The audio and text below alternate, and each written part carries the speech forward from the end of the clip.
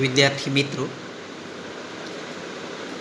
એકમ 4 ભારતની રાષ્ટ્રીય ચળવળો. રાષ્ટ્રીય ચળવળ એટલે કે દેશને સ્વતંત્રતા અપાવવા માટેની ચળવળ, આંદોલનો. ચળવળ એટલે કે આંદોલનો દેશને સ્વતંત્રતા અપાવવા માટે. માં પ્રાસ્તાવિક છે, પ્રસ્તાવના છે. આપણે ત્યાં બ્રિટિશરોએ રાજકીય સત્તાની સ્થાપના કરી ત્યાર પછીથી આપણા દેશના વહીવટની સ્થિતિ અંગે પરિચિત હતા.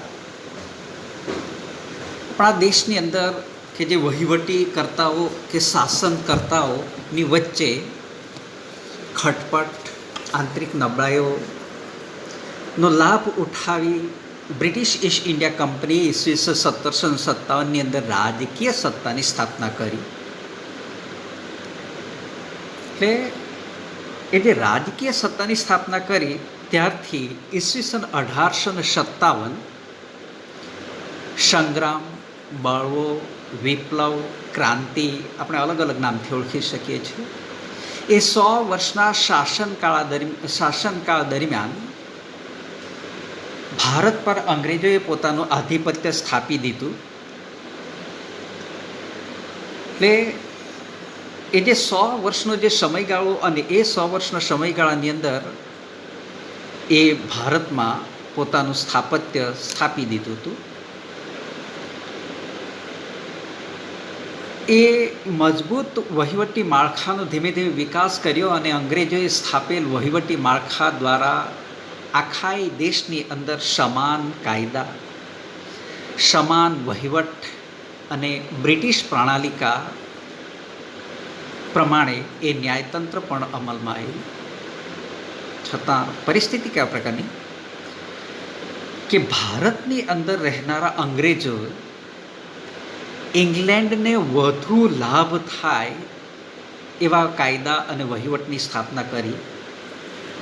એટલે નીતિ એક જ હતી કે ભારતના ભોગે ઇંગ્લેન્ડ સમૃદ્ધ બને અને વધુ આર્થિક શોષણ કરવું, એ જ એમની નીતિ હતી. કે આ પ્રકારની નીતિ અંગ્રેજોએ અપનાવેલી હતી કે ભારતના ભોગે ઇંગ્લેન્ડ સમૃદ્ધ બને, એ નીતિ અપનાવી હતી. હવે એ પ્રાસ્તાવિક અને ત્યાર પછીથી 1857 સંગ્રામ, વિપ્લવ, બળવો, ક્રાંતિ, જેને આપણે અલગ અલગ નામથી ઓળખી શકીએ છીએ, કે એ જે સત્તાનો બળવો, ક્રાંતિ કે વિપ્લવ, આપણે એને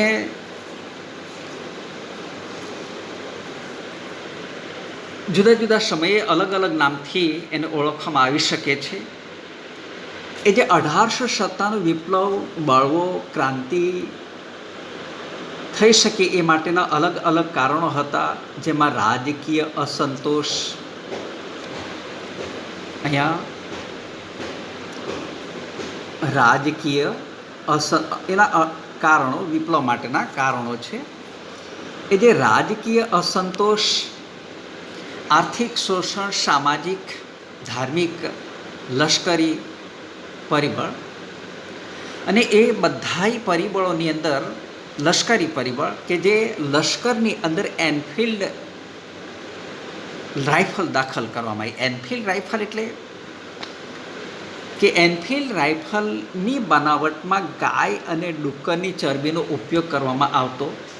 ગાય એટલે કે હિન્દુ પવિત્ર માનતા, ડુક્કર એટલે કે મુસ્લિમો અપવિત્ર માનતા હતા. એટલે હિન્દુ અને મુસ્લિમો પોતાનો ધર્મ ભ્રષ્ટ થઈ રહ્યો છે એમ માની એ એનફિલ્ડ રાઇફલ ઉપયોગ કરવાનો એમણે વિરોધ કર્યો. અને એ વિરોધની અંદર સંગ્રામ એટલે કે 1857 સંગ્રામનો પ્રથમ શહીદ હતા મંગલ પાંડે. અહીંયા યાદ રાખજો, વિકલ્પોની અંદર ટૂંકા પ્રશ્નો ખાલી જગ્યા ગમે ત્યાં પૂછાય એટલે પૂછાય. મંગલ પાંડે, આમ એ જનરલ નોલેજ માટે પણ યાદ રાખવાનો આપણે. મંગલ પાંડે 1857 વિપ્લવ પ્રથમ શહીદ હતો. એ સંગ્રામની અંદર નાના સાહેબ, તાત્યા તોપે, રાજા કુંવરસિંહ, રાણી લક્ષ્મીબાઈ, બહાદુર શાહ ઝફર, જેવા સંગ્રામકારીઓ જોડાયેલા હતા. 1857ના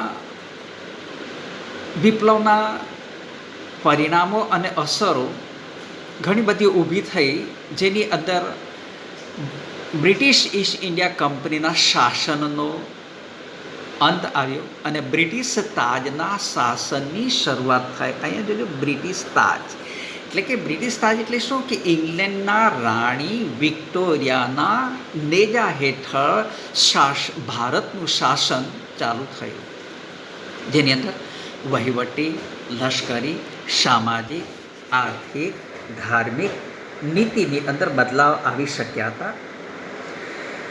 1857 વિપ્લવ નિષ્ફળ જવા માટેના કેટલાક બીજા કારણો પણ હતા, જેની અંદર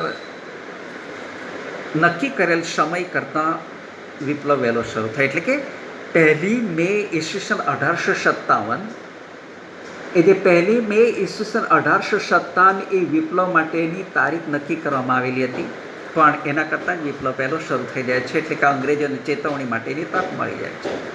બીજું, કેન્દ્રીય નેતાગીરીનો અભાવ.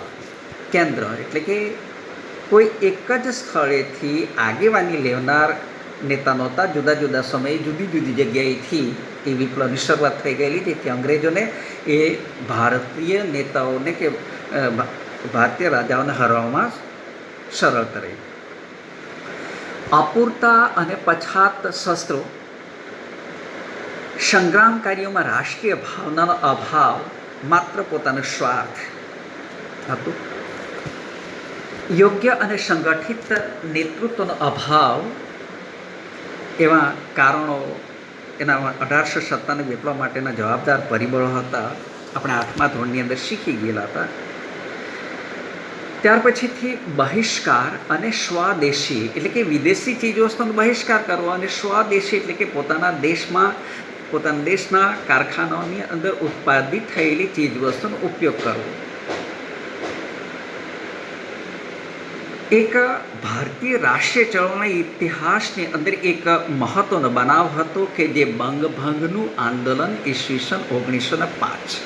યાદ રાખવાનું છે, અહીંયા ટૂંકનોંધ તૈયાર કરી દેવાની છે. બંગાળના ભાગલાના વિરુદ્ધમાં આંદોલન. બંગભંગનું આંદોલન કોઈ પણ રીતે પૂછાઈ જાય. 3 માર્કનો સવાલ એ પૂછાય, 2 માર્કનો સવાલ એ પૂછાય, એટલે આપણે અહીંયા તૈયાર કરી દેવાનું છે. બંગભંગ ઈસવીસન 1905. બંગાળના ભાગલા ક્યારે કરવામાં હતા? ઈસવીસન 1905. ફરીથી યાદ રાખો, બંગાળના ભાગલા કોણે, ક્યારે, આમ પણ પ્રશ્ન પૂછાય, શા માટે, એ રીતે પણ પૂછાય. તો બંગાળના ભાગલા ઈસવીસન 1905. એ જે બંગાળના ભાગલાના વિરુદ્ધમાં આંદોલનની સાથે જ બહિષ્કાર અને સ્વદેશી ચળવળની શરૂઆત થઈ શકી હતી. અંગ્રેજોની કૂટનીતિના ફલ સ્વરૂપે ભાગલા, પાડો અને રાજ કરોની નીતિ, અહીંયા ભાગલા, પાડો અને રાજ કરો નીતિને લીધે બહિષ્કાર અને સ્વદેશી ચળવળને વેગ મળી શકેલો હતો. અંગ્રેજોની કેવા પ્રકારની નીતિ? કૂટનીતિ એટલે કે ખબર ન પડે તેવી, સમજાય નહીં તેવી કૂટનીતિ, એટલે કે અહીંયા ખરાબ નીતિ અથવા તો છેતરામણી નીતિ, ખરાબ અથવા તો છેતરામણી નીતિ, એ નીતિના ફલ સ્વરૂપે ભાગલા, પાડો અને રાજ કરોની નીતિને લીધે બહિષ્કાર અને સ્વદેશી ચળવળને વેગ મળી શક્યો હતો. હવે બંગાળના ભાગલા શા માટે? તો એનું કારણ, એનો જવાબ, બ્રિટિશ શાસન સમયે બંગાળ એ સૌથી મોટો પ્રાંત હતો. આજના બંગાળ, બિહાર અને ઓરિસ્સાનો એ પણ સમાવેશ થતો હતો.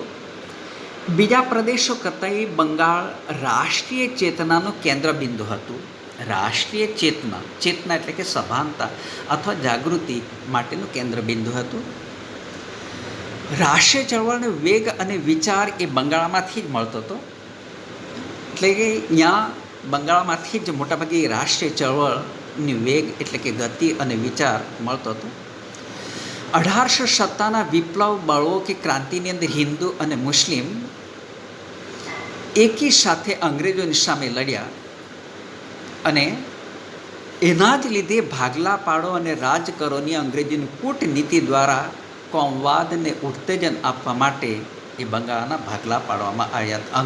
એ જે કૂટનીતિ એટલે કે અહીંયા જે ભાગલા પાડો અને રાજ કરો, દેશના ભાગલા પડી જાય એટલે સ્વાભાવિક બાબત છે કે એની અંગ્રેજોની સામે સંગઠિત થાય અને એમનો સામનો કરી શકે નહીં, એટલે સરળતાથી રાજ કરી શકાય એવી જે નીતિને અપનાવી અને એ બંગાળના ભાગલા કરી દીધા હતા. કોણે કર્યા હતા? તો એ તબક્કાની અંદર વાઇસરોય કરઝન, વાઇસરોય એટલે શું? વાઇસરોય એટલે કે રાજાનો પ્રતિનિધિ, ગવર્નર. એ ગવર્નર કોણ હતા? તો વાઇસરોય લોર્ડ કરઝન અથવા તો કરઝન. અહીંયા વાઇસરોય કરઝન દ્વારા એ વિશાળ બંગાળ પ્રાંતના વહીવટી કાર્યક્ષમતા લાવવાના બહાના હેઠળ પૂર્વ અને પશ્ચિમ બંગાળ એ રીતે બે ભાગલા કરવામાં આવ્યા હતા. કયા કયા બે ભાગલા હતા? પૂર્વ અને પશ્ચિમ બંગાળ એ રીતે બે ભાગલા કરવામાં આવ્યા હતા. પૂર્વ બંગાળ અને પશ્ચિમ બંગાળ. હવે એ જે બંગાળના ભાગલાના વિરોધમાં આંદોલન એટલે કે એનો ઉગ્ર વિરોધ કરવામાં આવ્યો હતો. 16મી ઓક્ટોબર ઈસવીસન 1905, એક્ઝેક્ટ યાદ રાખવાનું છે. 16મી ઓક્ટોબર ઈસવીસન 1905ના રોજ બંગાળ પ્રાંતના ભાગલાનો અમલ શરૂ થયો. એ જ દિવસે સમગ્ર બંગાળ પ્રાંતની અંદર રાષ્ટ્રીય શોક દિવસ તરીકે ઉજવવામાં આવ્યો હતો. યાદ રાખવાનું છે કયા દિવસ તરીકે ઉજવવામાં હતો? આજે 16મી ઓક્ટોબર 1905 બંગાળના ભાગલાના દિનને કયા દિન તરીકે ઉજવવામાં આવ્યો હતો? શોક દિન, રાષ્ટ્રીય શોક દિન તરીકે ઉજવવામાં આવ્યો હતો. કયા દિવસ તરીકે? રાષ્ટ્રીય શોક દિન. એ દિવસે બધી ચીજવસ્તુઓનો, વિદેશી ચીજવસ્તુઓનો બહિષ્કારનું આંદોલન અને સ્વદેશી ચીજવસ્તુનું ઉત્તેજન આપવામાં આવ્યું. માત્ર બંગાળમાં જ નહીં, ભારતના અન્ય પ્રદેશના લોકોએ પણ અન્ય પ્રદેશના લોકોને પણ ખ્યાલ આવી ગયેલો હતો કે હિન્દુસ્તાનની અંદર રાષ્ટ્રવાદનો જ્વાળ જોરશોરથી શરૂ થયો છે. એને રોકવા માટે એ વિભાજન કરવામાં આવ્યું છે. અને એ દિવસે સમગ્ર બંગાળ પ્રાંતની અંદર હિન્દુ અને મુસ્લિમો, એ જે હિન્દુ અને મુસ્લિમોએ એકબીજાને રાખડી બાંધી અને સંગઠિત, એટલે કે એ સંગઠન શક્તિના દર્શન કરાવ્યા હતા. આંદોલન માટેના મહત્ત્વના 3 લક્ષણો હતા. મહત્ત્વના 3 લક્ષણોની અંદર સ્વદેશીનો અપનાવવું, વિદેશી ચીજવસ્તુનો બહિષ્કાર કરવો અને રાષ્ટ્રીય શિક્ષણ, એ 3 મહત્ત્વના પાસાઓ હતા. અને એ 3 મહત્ત્વના પાસાઓની અંદર જે સ્વદેશી આંદોલનથી ભારતને લાભ થયેલો હતો, ઇંગ્લેન્ડના વ્યાપારને મોટો ફટકો પડ્યો. માન્ચેસ્ટરથી આવતું કાપડ બંધ થયું. ઇંગ્લેન્ડથી આયાત થતા ખાંડ, બૂટ, સિગારેટ, તમાકુ જેવી આયાતો બંધ થઈ, એટલે કે ઘટી ગયેલી હતી. આયાત એટલે શું? કે એક દેશ દ્વારા બીજા દેશના માલ સામાનની ખરીદી.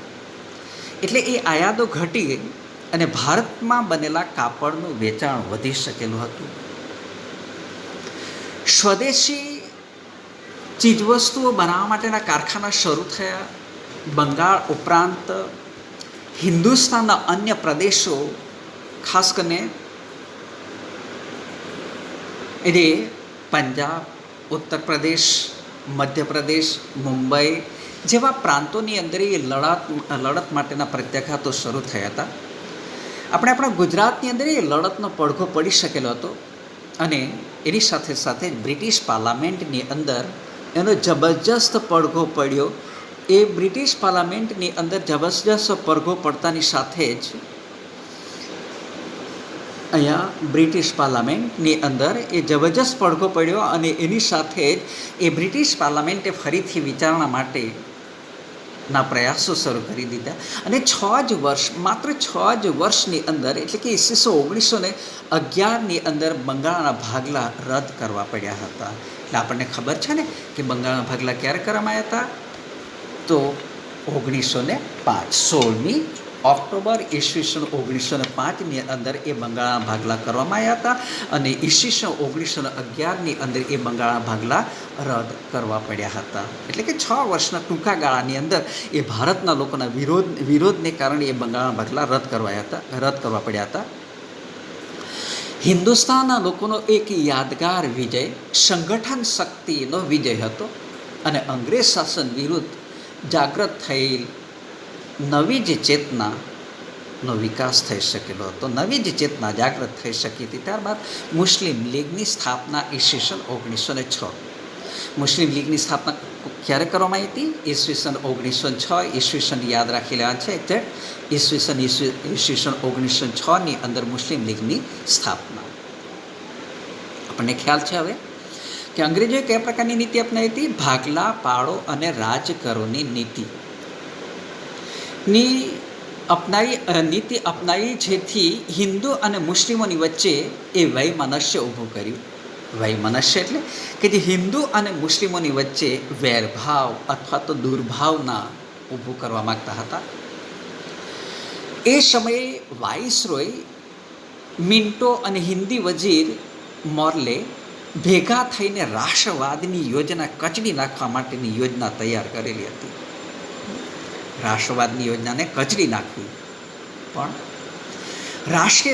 એટલે કે જે રાષ્ટ્રીય લડતની તાકાત વધતી જ ગઈ અને તે તબક્કાની અંદર એવી જ સ્થિતિની અંદર અંગ્રેજોએ ઉપલા વર્ગના મુસ્લિમોની તરફદારી કરી દીધી. એટલે કે પોતાના પક્ષે લેવા માટેના એમણે પ્રયાસો શરૂ કરી દીધા હતા. એટલે એ અલગ મતાધિકાર અને અલગ મતદાર મંડળોની માંગણી કરવા એક મુસ્લિમ સંગઠનની રચના કરવા મુસ્લિમોના એક જૂથને સમજાવવામાં અંગ્રેજોને સફળતા મળી ગઈ. એટલે અહીંયાથી મુસ્લિમ લીગની સ્થાપના માટેની શરૂઆત થઈ ગયેલી હતી. એટલે એના જ અનુસંધાને મુસ્લિમ લીગની સ્થાપના થઈ શકી 1906. એની સ્થાપનામાં મુસ્લિમોના ધાર્મિક વડા આગા ખાન, અહીંયા જરા યાદ રાખી લેજો, ધાર્મિક વડા આગા ખાન અને ઢાકાના નવાબ સલીમુલ્લાહ ખાન, વાઇસરોય મિન્ટો અને ખાનગી મંત્રી ડનલપ સ્મિથ એ મહત્ત્વની ભૂમિકા ભજવેલી હતી. શેના માટેની? મુસ્લિમ લીગની સ્થાપના માટેની મહત્ત્વની ભૂમિકા ભજવેલી હતી. કોણે? તો મુસ્લિમો ધાર્મિક વડા આગા ખાન, ઢાકાના નવાબ સલીમુલ્લાહ ખાન, વાઇસરોય મિન્ટો અને ખાનગી મંત્રી ડનલપ સ્મિથ. એટલે એ જે કોંગ્રેસના વાર્ષિક અધિવેશનોની અંદર એટલે કે હાજર ન રહી શકે એ માટે કોંગ્રેસના અધિવેશનો એ જ દિવસે મુસ્લિમ લીગનું વાર્ષિક અધિવેશન ગોઠવવામાં હતું. એટલે એક જ દિવસે બંને મુસ્લિમ લીગનું અધિવેશન યોજવામાં આવતું હતું. એ રીતે અલગ પ્રતિનિધિત્વની માગણી એ મુસ્લિમોની પણ અંગ્રેજોની નીતિની નીપજ હતી. એટલે કે અંગ્રેજ નીતિની નજીક હતી. મિન્ટોએ જ મુસ્લિમોને સહયોગી બનાવવાની નીતિની શરૂઆત કરી અને મિન્ટોને તો કેટલાક લેખકો એ રીતે માનતા હતા કે મુસ્લિમ કોમવાદના પિતા તરીકે ઓળખાય છે. કોને ઓળખાય છે? મુસ્લિમ કોમવાદના પિતા તરીકે કોને ઓળખવામાં આવી શકે છે? લોર્ડ મિન્ટોને. એક ઇતિહાસકારે તો ત્યાં સુધી જણાવ્યું હતું કે પાકિસ્તાનના સાચા સર્જક મોહમ્મદ અલી ઝીણા કે રહીમતુલ્લાહ નહીં, પરંતુ મિન્ટો જ હતા.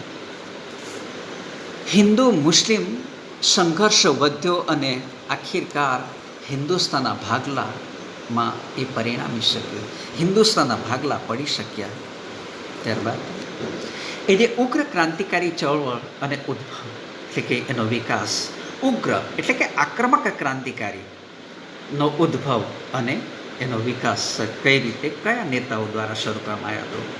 તો ભારત દેશની અંદર ક્રાંતિકારી પ્રવૃત્તિની શરૂઆત કોણે કરી હતી? તો યાદ રાખી લેજો, વાસુદેવ બળવંત ફડકે. અત્યાર સુધીની ઘણી બધી પરીક્ષાઓની અંદર પૂછાયેલું છે, એટલે આપણે એક્ઝેક્ટ યાદ રાખવાનું. અને પાછું પેલું યાદ કરી લેવાનું કે 1857ના વિપ્લવનો પ્રથમ શહીદ કોણ હતા? તો મંગલ પાંડે. અહીંયા ક્રાંતિકારી પ્રવૃત્તિની શરૂઆત કોણે કરી હતી? તો વાસુદેવ બળવંત ફડકે. એમાં એ જે દામોદર ચોફેકર, બાલકૃષ્ણ ચોફેકર બંધુઓ, વીર સાવરકર, બારિન્દ્ર ઘોષ, ખુદીરામ બોઝ, પ્રફુલ્લ ચાકી, રામપ્રસાદ બિસ્મિલ, અશફાક ખાં, ઉલ્લા ખાં, ચંદ્રશેખર આઝાદ, ભગતસિંહ, શિવરામ રાજ્યગુરુ, સુખદેવ બટુકેશ્વર દત્ત, રોશનસિંહ એવા ક્રાંતિકારીઓએ રાષ્ટ્રવાદની જ્યોત જલતી રાખી. એ જે શસ્ત્રો બનાવવાથી માંડી એનો ઉપયોગ કઈ રીતે કરવો એ તાલીમ આપી અને અંગ્રેજ સરકારની ઊંઘ હરામ કરી દીધી હતી. ત્રીજી બાબત, એ જે ઉગ્ર ક્રાંતિકારી ચળવળો એ હિન્દુસ્તાનના ઉદ્ભવી અને દેશ વિદેશની અંદર એ ફેલાઈ શકી હતી અને એની પૂર્વ ભૂમિકા એ બંગાળના ભાગલા રદ કરવા માટે ચલાવવામાં આવેલું આંદોલન. બીજું, સુરતની અંદર કોંગ્રેસનું વાર્ષિક અધિવેશન 1907ની અંદર યોજાયું, જેમાં એ કોંગ્રેસના વાર્ષિક અધિવેશનની અંદર જહાલ અને મવાળ એવા બે જૂથ પડી શકેલા હતા. જહાલ એટલે શું? કે જહાલ એટલે ઉગ્રવાદી એટલે જહાલ એટલે શું? કે કોઈ પણ સંજોગોની અંદર કોઈ પણ ભોગે એ દેશને સ્વતંત્રતા અપાવી. મવાળ એટલે શું? કે મવાળ એટલે અંગ્રેજો, એટલે કે ખાસ કરીને કોંગ્રેસનું એક જૂથ એ રીતે માનતું કે અંગ્રેજોની સમક્ષ હાજીજી વિનંતીઓ કરી અને અંગ્રેજો આપણને સ્વતંત્રતા આપશે, આઝાદી આપશે ત્યારે લઈશું, એ રીતે એને મવાળ એટલે કે ઢીલી નીતિ અપનાવેલી, જેને મવાળ તરીકે ઓળખવામાં આવે છે. એ રીતે એ જે બે જૂથ ઉદ્ભવી શક્યા હતા, જેની અંદર કોંગ્રેસ એટલે માત્ર ઠરાવો, વિનંતીઓ, આજીજી કરવાની પદ્ધતિનો સખત વિરોધ, અને એ વિરોધને જ કારણે જ એ બે જૂથ અસ્તિત્વમાં આવી શક્યા હતા. કયા બે જૂથ? જહાલ અને મવાળ. જેની અંદર જહાલની અંદર લાલ બાલ પાલની ત્રિપુટી કે જેને જહાલવાદી નીતિ અપનાવી હતી, જેમાં હિન્દુ યુવા કાર્યકરોની અંદર નવી જ ચેતના રેડી અને બીજી તરફ હિન્દી રાષ્ટ્રીય કોંગ્રેસની ઢીલી પોચી નીતિમાં એક જબરજસ્ત નવો જ વળાંક આવી શક્યો હતો. આ બધાએ કેટલા આપણા જે ક્રાંતિકારી ચળવળની અંદર ભાગ લેનાર વીર સપૂતો અહીંયા ચિત્રની અંદર દ્રશ્યમાન છે, એ પણ જરા જોતા જજો. ત્યાર પછીથી ત્યાં લોકમાન્ય બાલ ગંગાધર તિલકે તો ઉગ્ર ભાષાની અંદર જાહેર કરેલું હતું કે સ્વરાજ મારો જન્મસિદ્ધ હક છે. અહીંયા આજે સ્વરાજ મારો જન્મસિદ્ધ હક છે, યાદ રાખી લેજો. એ સૂત્ર પણ કોણે લોકમાન્ય એટલે કે બાલ ગંગાધર તિલકે ઉગ્ર ભાષામાં વ્યક્ત કરેલું હતું, જાહેર કરેલું હતું સ્વરાજ મારો જન્મસિદ્ધ હક છે અને તેને લઈને જ હું જંપીશ. એ ક્રાંતિકારી લડવાઈઓનો મંત્ર બની ગયો પાછળથી. ત્યાર પછીથી આપણા દેશના નવયુવાનોની અંદર એક વર્ગે વિદેશી શાસનની ગુલામીમાંથી આઝાદી મેળવવા માટેના પ્રયત્નો હાથ ધરી દીધા હતા. ઉગ્ર ક્રાંતિકારી લડવાઈઓની અંદર માતૃભૂમિની સ્વતંત્રતા માટે એ હસ્તે મોડે બલિદાન આપવા તત્પર રહેતા. એટલું જ નહીં, પણ પોતાનો પ્રાણ આપી શકતા અને આઝાદીની પ્રાપ્તિ માટે બીજાનો પ્રાણ લઈ પણ શકતા હતા. કેવો રાષ્ટ્રીય જુવાળ હશે કે પ્રાણ આપવા માટે તત્પર અને બીજાનો પ્રાણ લેવા માટે પણ તત્પર રહેતા હતા. એ તબક્કાની અંદર મહારાષ્ટ્ર, બંગાળ, પંજાબ, ઓરિસ્સા, ગુજરાત, મદ્રાસ, રાજસ્થાન, ઉત્તર પ્રદેશ, મધ્ય ભારતની અંદર એ ક્રાંતિકારી પ્રવૃત્તિઓ ફેલાઈ. અને એ ક્રાંતિકારી પ્રવૃત્તિઓ ફેલાવામાં મિત્ર મેળા સોસાયટી, અહીંયા જોજો, મિત્ર મેળા સોસાયટી, અભિનવ ભારત સમાજ, અનુશીલન સમિતિ, અંજુમને મુહિલ્લાને વતન, ઇન્ડિયન પેટ્રિયટ એસોસિએશન અને પાછળથી એને ભારત માતા, એવી જે સંસ્થાઓ સ્થાપીને ક્રાંતિકારી પ્રવૃત્તિને વેગ આપેલો હતો. અહીંયા પહેલો તબક્કો, પ્રથમ તબક્કાની અંદર સંધ્યા, યુગાંતર, નવશક્તિ અને વંદે માતરમ, કેસરી, મરાઠા, અહીંયા કેસરી, મરાઠા એવા વર્તમાનપત્રોને સામાયિકો બળ પૂરી પાડેલું હતું. બીજું કારણ, અલીપુર હત્યાકાંડની અંદર 34 જેટલા ક્રાંતિકારીઓ પર કેસ ચલાવવામાં આવ્યો હતો. પશ્ચિમ બંગાળની અંદર હાવડા, એ જે હાવડા હત્યાકાંડ, ત્યારબાદ ઢાકા હત્યાકાંડમાં અનેક ક્રાંતિકારીઓની ધરપકડ કરાયેલી. બીજું મહત્ત્વનું કારણ. ત્રીજું,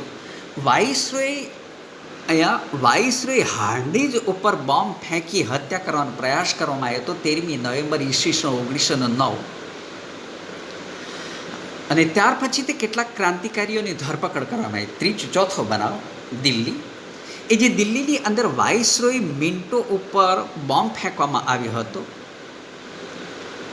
ત્યારબાદ અમદાવાદ, એટલે કે 13મી નવેમ્બર 1909 અમદાવાદની અંદર રાયપુર દરવાજા બહાર મિન્ટો પર બોમ્બ નાખવામાં આવ્યો હતો, પણ એ બચી ગયેલા હતા. એવા કેટલાય ઉદાહરણો હતા.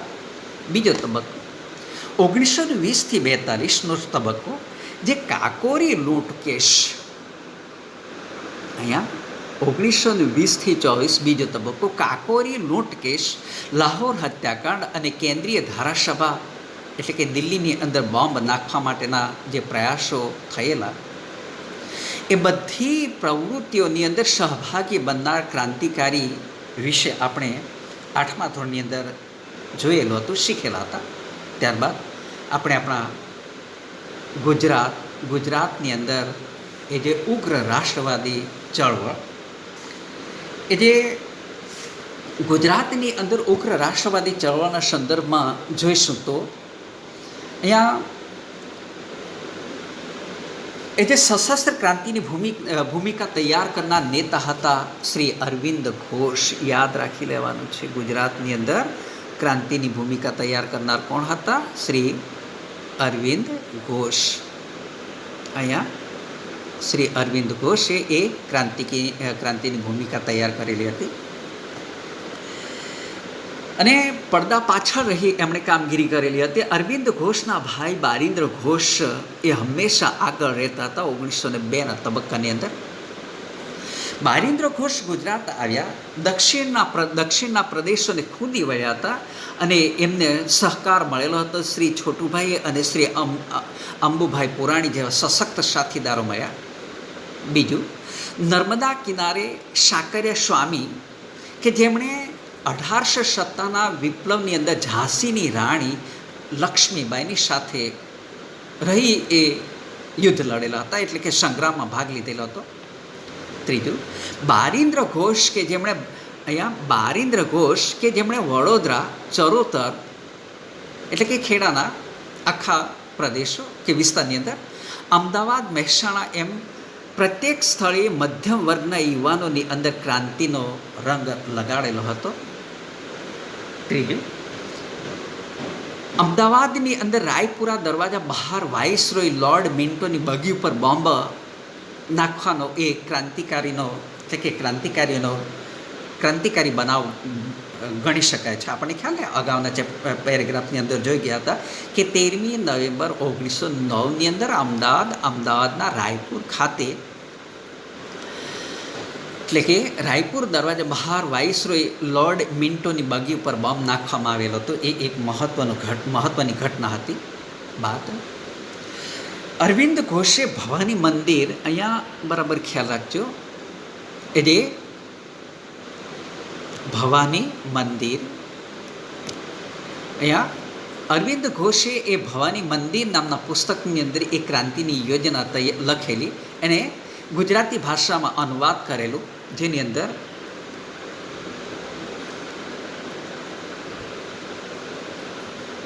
અહીંયા ગુજરાતી ભાષામાં અનુવાદ કરેલો હતો ભવાની મંદિર, જેની અંદર એ જે ક્રાંતિની યોજનાઓ ફેલાવવા માટે દેશી વનસ્પતિની દવાઓ, નવાના સાબુ બનાવેલી કસરત, ગુલાબનો કિસ્સો,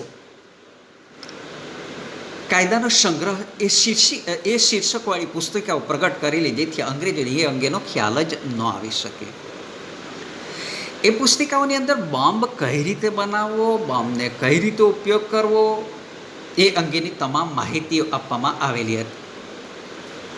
એ માહિતી આપવામાં આવેલી હતી. ત્યારબાદ ચાંદોદ એ જે કરનાલી પાસે જે ગંગનાથ વિદ્યાલયની સ્થાપના કરવામાં આવી હતી. કઈ વિદ્યાલયની સ્થાપના કરવામાં આવી હતી? ગંગનાથ વિદ્યાલયની સ્થાપના કરવામાં આવેલી હતી. એ જે ગંગનાથ વિદ્યાલયની સ્થાપના કરવામાં આવી હતી ત્યાંય પણ એ ક્રાંતિકારીઓ પ્રવૃત્તિઓ ચલાવવામાં આવતી હતી. આપણે ત્યાં ઘણા બધા ગુજરાતી યુવાનો એ ક્રાંતિકારી પ્રવૃત્તિની અંદર જોડાયેલા હતા અને સરકારે એમની સામે સખત પગલાં ભર્યા, પણ એ લડત ન અટકી. સરકારને એ પણ ખ્યાલ આવી ગયો કે માત્ર દમન ગુજારવાથી જ શાસન નહીં ચલાવી શકાય, એ અંગેનો ખ્યાલ આવી ગયેલો હતો. ત્યાર પછીથી વિદેશોમાં ક્રાંતિકારી ચળવળ બીજા ભાગની અંદર જોઈશું.